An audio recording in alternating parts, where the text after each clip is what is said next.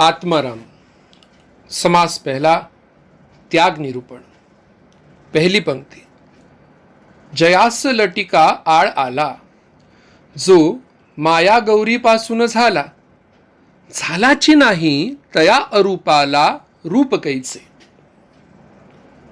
परमात्मा पे मिथ्या आरोप आया कि वह माया गौरी से निर्माण हुए, लेकिन जो हुए ही नहीं ऐसे अरूप परमात्मा को रूप कैसे।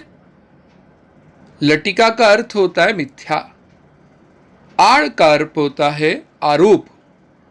माया गौरी मतलब महामाया आदि शक्ति, अरूप दृश्य से कोई संबंध नहीं, अरूप। कार्य के आरंभ में विघ्न विनाशक का स्मरण करने का नियम है। ग्रंथ के उपदेश के अनुसार इधर निर्गुण गणेश स्वरूप का नमन करके मंगल आचरण किया है। आप परमात्मा परब्रह्म पे मिथ्या आरोप लाद रहे हो कि वह माया रूपी आदि शक्ति के कारण निर्माण हुए। सत्य यह है कि वह जन्म मरण के इस चक्रव्यूह में गिने नहीं जाते। इसी कारण उनका मतलब परब्रह्म का किसी भी रूप से संबंध नहीं आता। तो परमात्मा का रूप माया होना ही नहीं, परंतु विवेक पूर्वक देखने से जो उत्पन्न हो ही नहीं सकता, और इसीलिए जो हमेशा आरोप है उसको रूप नाम या रूप कैसा होगा। जो झालाची नहीं मतलब परमात्मा सत्य है, वह सिर्फ है। जैसा भूतकाल में था वैसा ही वर्तमान काल में है, और भविष्य काल में भी वैसा ही रहेगा। परमात्मा परब्रह्म में बदलाव नहीं होता। परमात्मा कोई मनुष्य या पदार्थ नहीं। मनुष्य का जन्म होना, जवान होना, मृत्यु होना, खाना पीना, जीना, दौड़ना, रुकना, चलना, गिरना, उभरना, बढ़ना इत्यादि इत्यादि बदलाव या क्रिया से गुजरना पड़ता है। लेकिन परमात्मा की जन्म तारीख नहीं, कोई बढ़ या घट नहीं। इस बारे में परमात्मा को कुछ नहीं कर सकते। मनुष्य के विचार और कल्पना सिर्फ और सिर्फ होना के आजू बाजू घूमती है। जहां होना ही नहीं वह मनुष्य की सोच प्रवेश तक नहीं कर सकती। हम मनुष्य देह लेकर वहां तक पहुंच ही नहीं सकते जहां परमात्मा का मूल अस्तित्व है। इसी कारण परमात्मा स्वरूप के पास इंसानी सोच और कल्पना दोनों मिथ्या है। परमात्मा स्वरूप को अनंत, असीम, अमूर्त, अरूप, अविकारी, अखंड व अद्वय इन शब्दों से संबोधते हैं। यह कितना भी सत्य है, लेकिन परमात्मा कोई शून्य नहीं।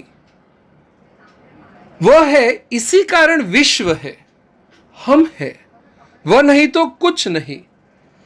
इन सन्मात्र परमात्मा स्वरूप को ही पाश्चात्य संस्कृति के तत्वचिंतक दी रियलिटी या दी ऑब्सोल्यूट कहते हैं। परमात्मा भारी नहीं चेतन है, शांत नहीं अनंत है, मूर्त नहीं अमूर्त है, रूपवान नहीं अरूप है। सत्य जब विश्व को व्याप्ति है तब सत्ता बनती है। सत्ता शक्ति संपन्न है, शक्ति नहीं वह सत्ता नहीं। अगर पहलवान के पास शक्ति नहीं तो वह पहलवान नहीं। परमात्मा सत्ताधीश के पास अनंत शक्ति है। उनमें से सर्वश्रेष्ठ शक्ति अरूप परमात्मा रूपवान होने का भास दिखाती है। अमूर्त, असीम व अनंत परमात्मा को मूर्त, सीमित व शांत होने का भास निर्माण करती है। वह शक्ति है माया। इसी को माया कहते हैं।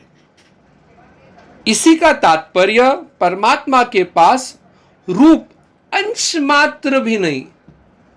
जो नहीं उसी का भास माया निर्माण करती है। इसी कारण रूप होने का मिथ्यारोप है परमात्मा पे। यह माया देवी का कृत्य है। माया असामान्य है।